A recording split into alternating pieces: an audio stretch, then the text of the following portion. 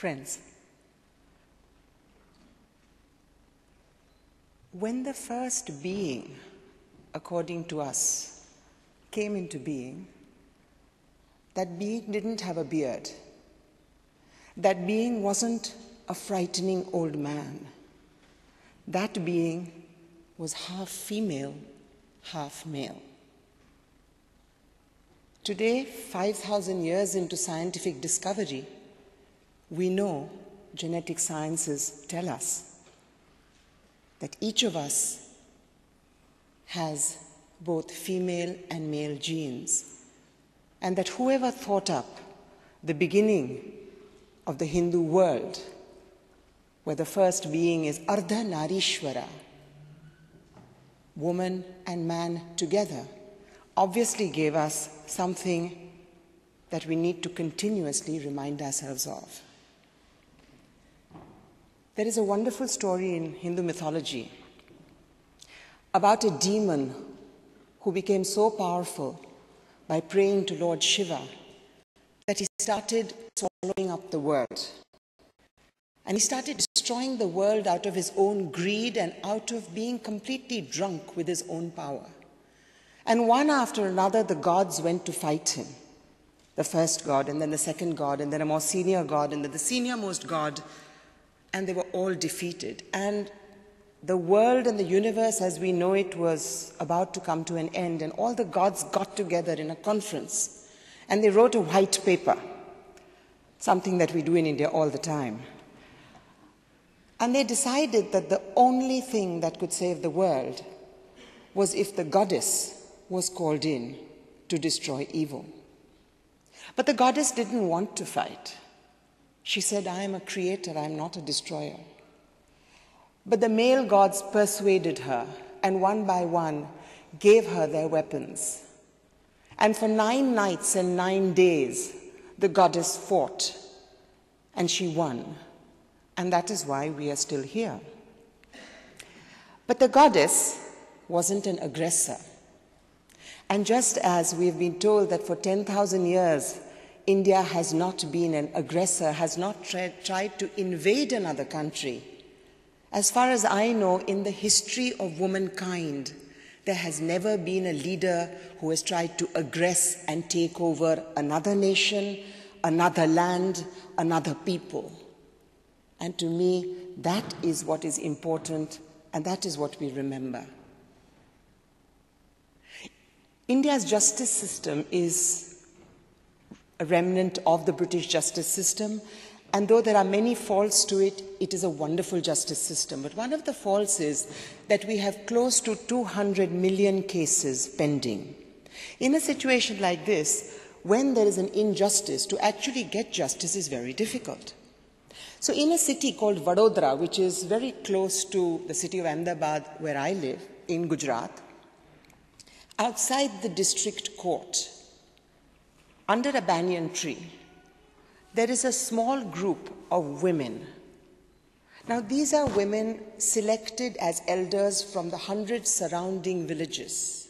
And they sit exactly outside the official district court every Saturday. And they run a court. Now, this court has no legal binding, but such is their integrity and such is the belief in their wisdom that people would rather go to them than go to the official court. I sat there one afternoon, and a man was brought in by an irate group of women. And he, in a village, had raped a young woman. And the young woman was there, looking furious, and the man was there, very drunk, at 2 o'clock in the afternoon. And he was brought in, and this group of elderly women looked at him, and they said, "Did you rape her?" And he said, "Yes." "And why did you rape her?" And he said, "I don't know. She's very attractive and I was drunk." "What should be done to you?" "I don't know. I will marry her." So they looked at the woman, and the woman said, "No." So they conferred, and they said, "All right." They called one of their younger women who had this little camera, and she took a picture of him. And within 24 hours, there were 1,000 posters put on the walls of the Panchayat headman's house in all the villages saying, "I am a rapist, beware." The man had to leave the 100 villages and nobody knows where he is. Now to me, this is thinking out of the box. In India, there are 1 million rapists who are out on bail because the court hasn't convened their case. And yet, in a country where what my community thinks of me is more important than anything else, here was a group of women who had thought of the best way without spending any money, without overloading the jail system or anything. They had shamed this man into being not able to live in his community anymore, the worst thing that you can do to somebody as community-oriented as an Indian is. So what am I saying about women and inclusion? I'm saying that more and more as we get developed, we are being reduced to being consumers. I have had the privilege now of being invited to several similar situations, investors' meets, different countries wanting to invest in India, and I listen to the doyens of our industry talking about 300 million households who will buy refrigerators. Yes, but what about us? What about the people inside the consumers? When Dr. Kalam talks about spirituality and bringing it in, we must understand that while what he says is completely valid, there is a much greater emptiness in all of us, not only in Indians, in all of us who try and follow the Western model of becoming consumers. In that, we have more wealth, we have better houses, we have more connectivities, we have 3 mobile phones each. But we have nothing of any value to talk about. What do we say on our mobile phones? The emptiness that is within us? And perhaps the route out of that is the route that we need to find. And women, because they have been left behind, thankfully, are closer to that. Today I was very amused to read in the newspapers that the current president of Russia has said that the entire country of Russia needs to get in touch with themselves by following Indian yoga.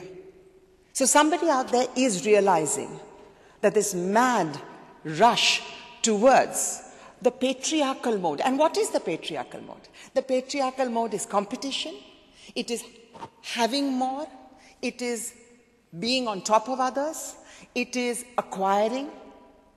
And yet where has it led us? Today in the 21st century there are people who are more miserable, more empty, in spite of everything we have. We are glittering with diamonds. And then what? Then we commit suicide, then we go into mental depressions, then we go into drugs. Of course prosperity is necessary, but if we follow this patriarchal method of saying prosperity is what life is about, then we can never, ever, ever come to an end to this deep malaise of unhappiness, disconnectedness with the world and with ourselves. And that is where I think a female approach needs to be looked at. And a female approach is not an approach of weakness. How can cooperation be weak? Mahatma Gandhi liberated our nation on the basis of cooperation, not on stepping on each other. Gandhiji has been quoted repeatedly here, and I will say, he said, there is place for everyone's need, but not for everyone's greed. Today, the only God we have is greed. The only value we have is greed. The only ethics we have are the ethics of acquisition. We talk of integrity. I have great respect for your country, for its transparency. But do you have the courage to come to mine, which is obfuscated by the deepest corruption, and to say we will not do business with you unless you come clean? Do your companies do that, or do they succumb? Because if they succumb, you are not our friends.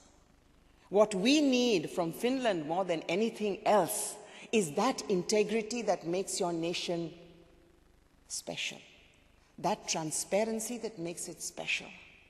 If you come to us and because you want to sell more cars or more mobile phones, you become party to that, then you are our worst enemies.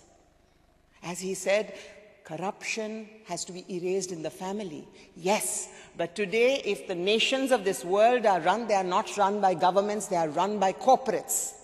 And if the corporates do not lead to a better world, a more inclusive world, a world where we don't have to prove ourselves only by how many people we have raped, and I don't mean raped physically, I mean raped mentally, raped in every way, raped the earth, then God alone knows, or as I would say, Goddess alone knows where we'll go. I'm going to show you a small piece. It's an extract from a performance piece of mine called In Search of the Goddess. In India, our religion is still very much a part of us. It's not something that we bring out on Sundays. And in the name of religion, more hatred has been created. In the name of religion, more women have been repressed, walked over, burnt on their husbands' funeral pyres. Because again, religion and mythology have been told by men, interpreted by male priests, and today are in the hands of right-wing politicians, all of whom wish to subjugate. So I'm going to show you 3 extracts. And I would love to take questions, but I would like to take them after this piece. You have to now imagine. You have to imagine that you are in a very dark auditorium with beautiful lights and a full orchestra, because I have neither here. Will you do that for me? Will you imagine brilliant lighting, smoke machines, orchestras? I have 2 wonderful colleagues, Yadav and Chandran and Jayan Nair, who are there behind, who are going to try and help you with that imagination. But I leave it upon you, because I'm sure you have vivid imaginations. Thank you.